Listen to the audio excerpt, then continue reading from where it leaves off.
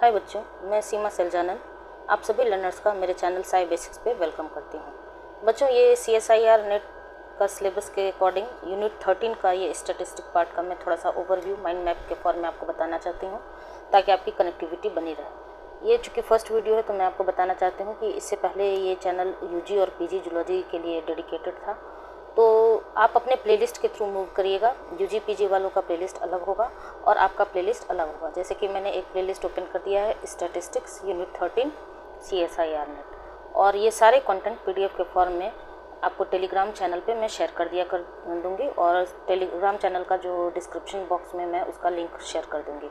वो Sai basics CSIR net life science के नाम से होगा।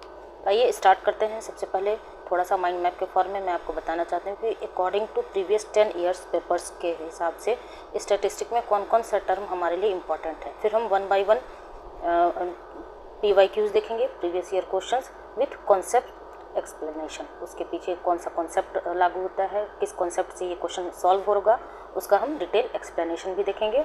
और वो सारे PDF आपको Sai basics CSIR net life science के नाम से टेलीग्राम चैनल होगा, उसके वहाँ आपको मिल जाया करेगा। ठीक है, तो सबसे पहला स्टैटिस्टिक ओवरव्यू में ये तो मैंने बता दिया है आपको, यूनिट 13 का पार्ट है। ठीक है, तो इसमें सबसे पहले हमें देखना होता है measurement of central tendency.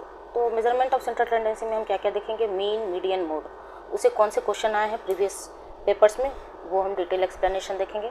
Then दूसरी चीज़ हम क्या देखेंगे, measurement of dispersion. Measurement of dispersion में रेंज आ जाता है, standard deviation, variance, standard error, ये सब मेजरमेंट ऑफ डिस्पर्जन। ये बिल्कुल बेसिक चीज़ है स्टैटिस्टिक्स से। ठीक है, उसके बाद हम देखेंगे डेटा डिस्ट्रीब्यूशन एंड स्क्यूनेस। तो कैसा डेटा का डिस्ट्रीब्यूशन है, और स्क्यूनेस में सिमेट्रिकल स्क्यूनेस है या फिर एसिमेट्रिकल। अगर एसिमेट्रिकल है तो उसका पॉजिटिव स्क्यूनेस, और नेगेटिव स्क्यूनेस से ग्राफ के फॉर्म में क्वेश्चंस आ चुके हैं, तो वो मैं जब क्वेश्चन एक्सप्लेन करूँगी तब आपको समझ में आ जाएगा।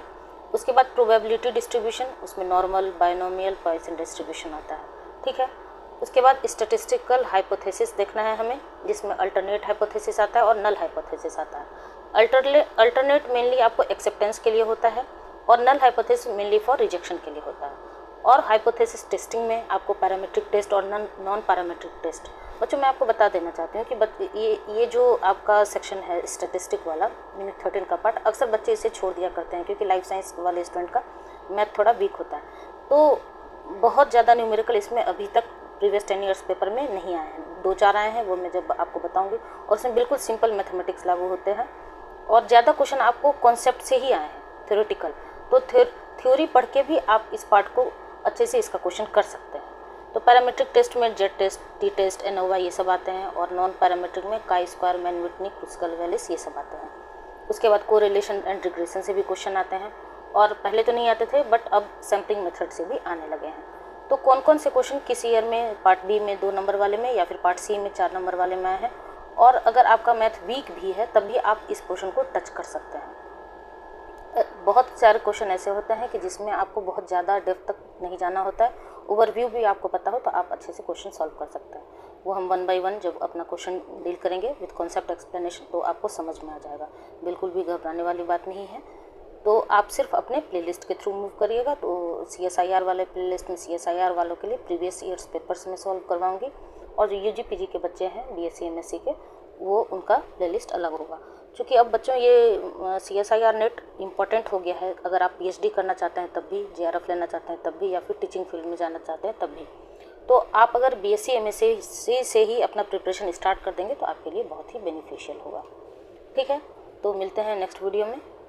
अगर आपको मेरा ये इनिशिएटिव पसंद आया हो तो लाइक, शेयर एंड सब्सक्राइब जरूर कर दीजिएगा, और कुछ भी फीडबैक देना हो तो कमेंट सेक्शन में ज़रूर बताइएगा, और अगर पसंद आया हो तो अपने दोस्तों में भी शेयर करिएगा। मिलते हैं नेक्स्ट वीडियो में, तब तक के लिए थैंक यू।